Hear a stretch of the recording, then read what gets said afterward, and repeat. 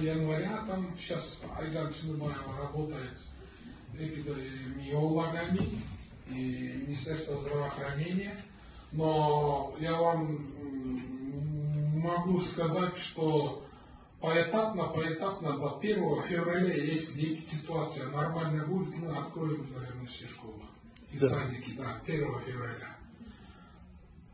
Сейчас работаем, может быть, с 15 января начнется, может быть, старшеклассников откроем, потом до 1 февраля посмотрим и другие школы откроем. Мы сейчас должны согласовать, мы должны сейчас регионы посмотреть, как там идут дела.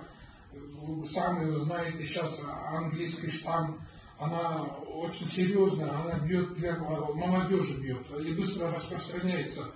Дай Аллах, я каждый день молюсь Аллаха, чтобы этот штамм не пришел в Кыргызстан. Сейчас говорят, что он появился уже в Объединенные Арабские Эмираты, в Индии, он приближается к нашим границам. Мы должны быть очень осторожны. Насчет второго.